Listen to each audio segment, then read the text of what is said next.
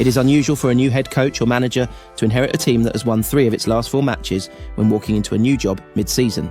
However, that is exactly the scenario Ruben Amorim will be walking into when he starts work at Manchester United this week. The 39-year-old arrived in England on Monday afternoon, less than 24 hours after taking charge of Sporting Lisbon for the final time, accompanied by 5 members of his coaching team.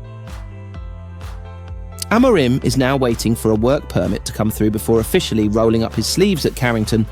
Arriving at United at the start of an international break means it will not be until deep into next week that he gets to assess his whole squad up close and personal for the first time. By that juncture, he will be putting the finishing touches to his preparations for his first game in charge. Amorim quote, "His first assignment as United manager will be a long trip to Portman Road to face Ipswich Town."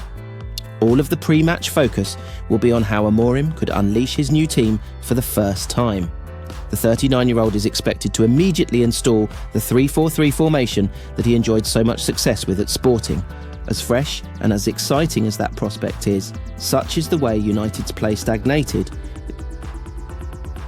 in the latter stages of Erik Ten Hag's tenure.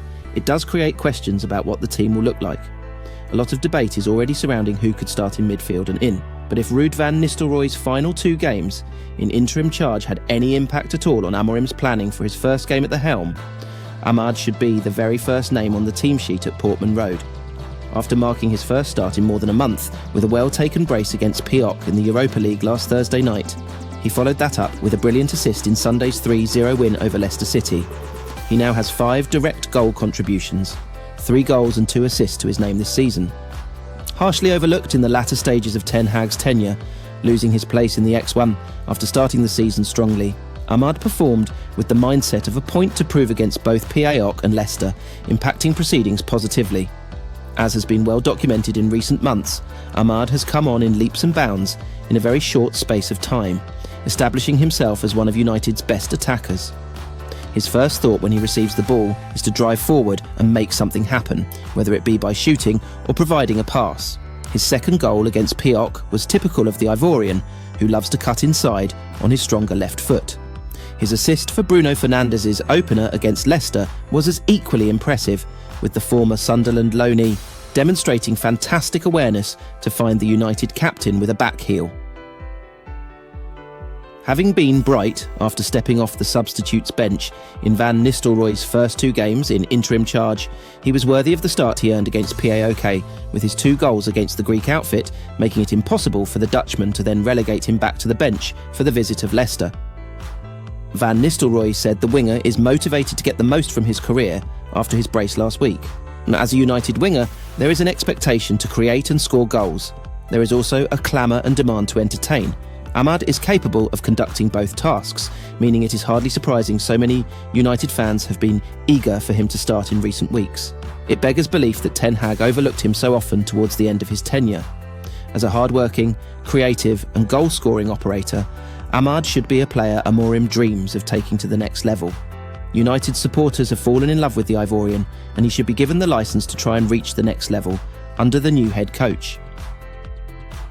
Former Manchester United boss Erik Ten Hag has yet to decide on his next move, but former suitors as Roma now find themselves in the hunt for a new manager once again.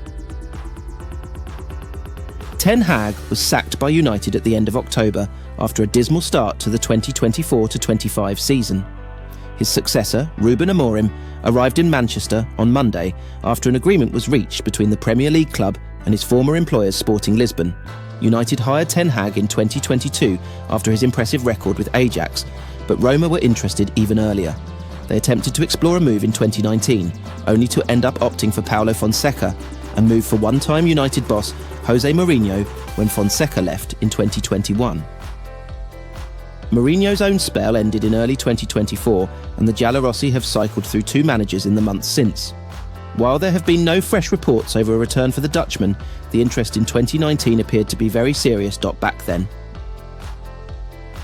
Ten Hag was hot property after taking Ajax within seconds of the Champions League final. Roma had parted ways with Claudio Ranieri after the Italian joined on a short-term deal midway through the previous season and appeared to see the Dutchman as their best option.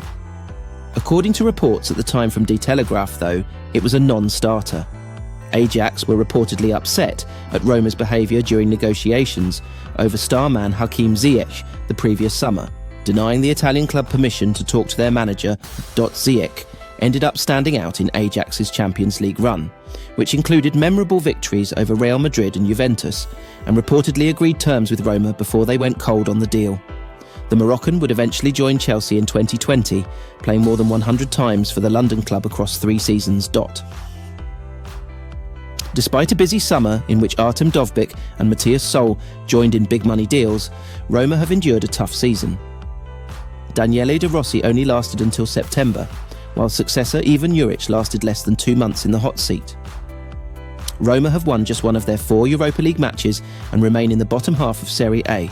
Sunday's defeat at home to Bologna was a 4th in the last 5 games under Juric, whose exit was confirmed later that same day. We would like to thank Ivan Juric for his hard work these past weeks. A club statement read, "He handled a difficult environment with the utmost professionalism, and for that we are grateful. We wish him all the best in his future endeavours." The search for a new head coach has already begun, and we expect an announcement in the coming days.